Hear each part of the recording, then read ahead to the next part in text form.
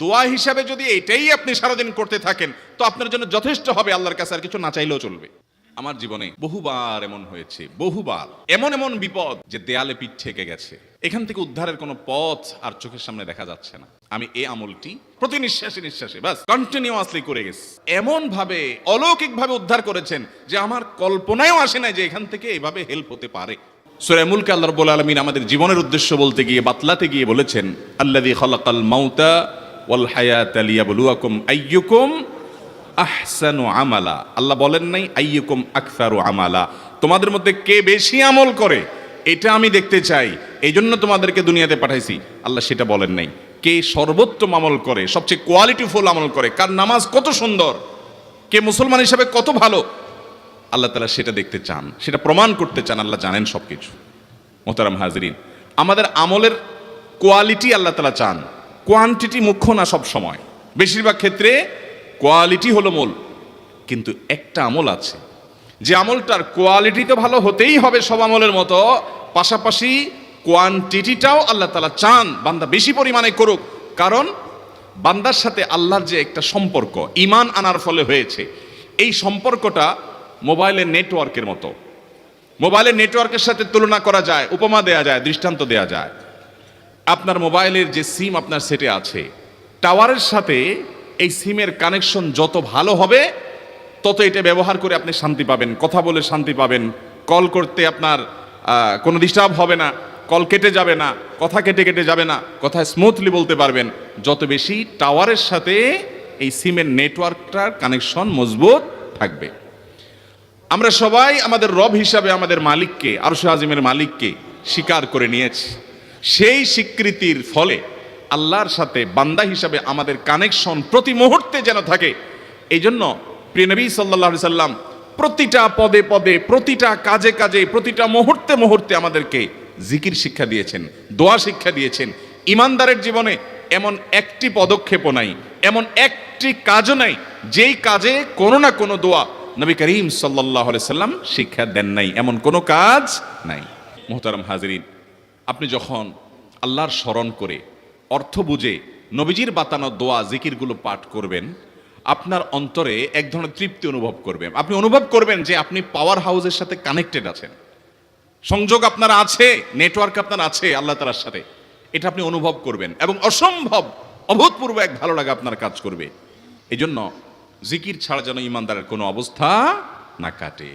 চেষ্টা করব না ইনশাআল্লাহ। জিকির বলতে আমরা বুঝি কিছু মানুষ একত্র হয়ে সবাই মিলে সুরে সুর মিলিয়ে, তালে তাল মিলিয়ে শুধুমাত্র কিছু বাক্য উচ্চারণ করা, এটার নাম আমরা জিকির মনে করি। ভাইরা আমার, জিকিরটা আরো ব্যাপক অর্থবোধক। প্রতি কদমে কদমে আপনি যখনই বিসমিল্লাহ বলছেন, দোয়া পড়ছেন, স্মরণ হচ্ছে আল্লাহর কথা, আল্লাহর কাছে কিছু নিবেদন করছেন, চাইছেন, ওইটা সবগুলাই জিকির। বরং জিকিরের সর্বোত্তম ফরম্যাট সেটা, যেটা নবী করিম সাল্লাল্লাহু আলাইহি সাল্লাম পদে পদে আমাদেরকে শিক্ষা দিয়েছেন। নবী করিম সাল্লাল্লাহু আলাইহি সাল্লামের প্রতি দুরূদ প্রেরণ করা। নবীজি সাল্লাল্লাহু আলাইহি সাল্লামের প্রতি দুরূদ প্রেরণ করার আমল এরকম আমল, আপনি যদি সারা দিনে শুধুমাত্র নবীজির প্রতি দুরূদ প্রেরণ করার আমলটাই জিকির হিসাবে সবচেয়ে বেশি করেন, দোয়া হিসাবে যদি এটাই আপনি সারাদিন করতে থাকেন তো আপনার জন্য যথেষ্ট হবে, আল্লাহর কাছে আর কিছু না চাইলেও চলবে। আর কিছু না চাইলেও চলবে। দুরূদ মানে হলো নবীজির জন্য দোয়া করা। ভাই, আল্লাহ তার হাবিবকে রহম করবেন, আপনার আমার দোয়ার দিকে আল্লাহর তাকানোর কোনো ঠেকা আছে? নবীজি কি আমাদের দোয়ার কোনো মুখাপেক্ষী? কিন্তু আমরা তার জন্য দোয়া করলে ওই চান্সে আল্লাহ তাআলা আমাদের প্রতি অনুগ্রহ করবেন। একবার না, আপনি নবীজির প্রতি একবার রহমতের দোয়া করবেন, একবার দুরূদ পাঠ করবেন, মান সাল্লা আলাইয়া মাররাতান সাল্লাল্লাহু আলাইহি আশারা। নবীজি সাল্লাল্লাহু আলাইহি সাল্লাম বলেছেন, একবার আমার জন্য তোমরা দোয়া করলে, আমার প্রতি দুরূদ পাঠ করলে, আল্লাহ তাআলা তোমাদের জীবনে 10 বার 10 জায়গায় 10 টাইমস তোমাদের উপর আল্লাহ তাআলা অনুগ্রহ করবেন। আপনি টেরও পাবেন না কত জায়গায় আল্লাহ অনুগ্রহ করেছেন, আল্লাহ বাঁচাই দিয়েছেন, একটুর জন্য শেষ হয়ে যান নাই। ওই যে দুরূদ পড়ছেন, আল্লাহ তাআলা রক্ষা করছে, আপনি খবরও নাই। আল্লাহ তাআলা আপনার প্রতি বিশাল একটা দান করছে, আপনি লক্ষ্যও করেন নাই। ওই যে দুরূদ পড়ছেন একবার, 10 বার রহমত হবে। এভাবে যত দুরূদ পড়বে সে তত রহমত এবং অনুগ্রহ পাবে। এক সাহাবী বলেছেন, ইয়া রাসূলুল্লাহ, আমি আমার দোয়ার কত অংশ আপনার জন্য রিজার্ভ রাখবো? আমি তো আল্লাহর কাছে অনেক কিছু চাইবো, অনেক কিছু নিবেদন করব, আপনার জন্য যেন আল্লাহ রহমত নাজিল করে, এটাই হলো দুরূদ। এই দুরূদটা আমি কি পরিমাণ রাখবো? 4 ভাগের 1 ভাগ, 3 ভাগের 1 ভাগ, অর্ধেক, এরপর সাহাবী বলছেন আসলে যদি সবগুলোই করি, উনি এক একটা পার্সেন্টেজ বলছেন, আর নবী করিম সাল্লাল্লাহু আলাইহি সাল্লাম বলছেন যে তাকে বোঝাচ্ছেন যে আরো বেশি করতে পারলে ভালো হয়। তো সাহাবী বাড়াইতে বাড়াইতে শেষ পর্যন্ত বলেন যে আমার দোয়া যদি সবগুলো আপনার জন্য করি, আমি যদি আর কোনো দোয়া না করি শুধু আপনার জন্যই দোয়া করি, নবী করিম সাল্লাল্লাহু আলাইহি সাল্লাম তাকে সুসংবাদ দিলেন যে তাহলে তোমার আর কোনো সমস্যা থাকবে না, সব সমস্যা দূর হয়ে যাবে, তোমার কোনো পেরেশানি থাকবে না। ভাইরা আমার, দুরুদের আমল এমন একটা আমল যে আপনার জীবনে কোনো বিপদ, কোনো মুসিবত, কোনো পেরেশানি, কোনো সমস্যা দেখা দিয়েছে, আপনি যদি দুরুদ পড়তে থাকেন, কোনো কিছু মনে আসছে না, অনেক সময় ছাত্র জিজ্ঞেস করে ভাই পরীক্ষার হলে পড়া ভুলে গেছি কি করবো, আমি দুরুদ পড়া শুরু করেন।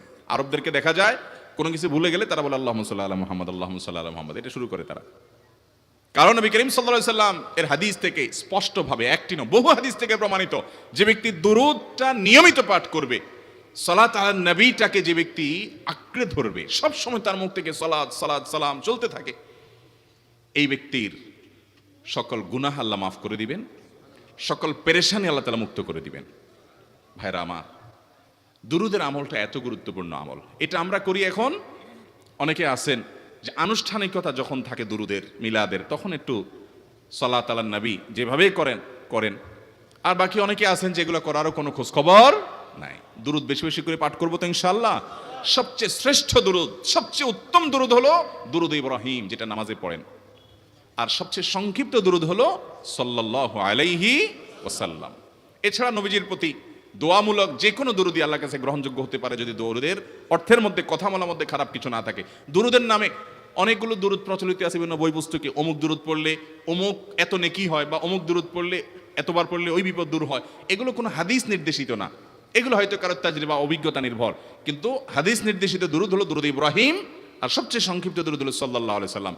অর্থের ভিতরে যদি খারাপ কিছু, শিরকের কিছু না থাকে, নবীকে আবার আল্লাহর পর্যায়ে পৌঁছানোর মতো গোমরাহি যদি না থাকে দুরুদের অর্থের মধ্যে, তাহলে যে কোনো দুরুদই আপনি আল্লাহর কাছে পেশ করতে পারেন।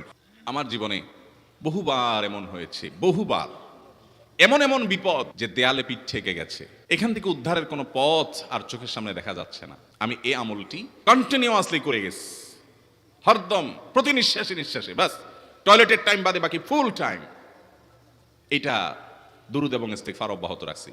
আল্লাহ তাআলা এমন ভাবে অলৌকিক ভাবে উদ্ধার করেছেন যে আমার কল্পনায়ও আসে না যে এখান থেকে এভাবে হেল্প হতে পারে।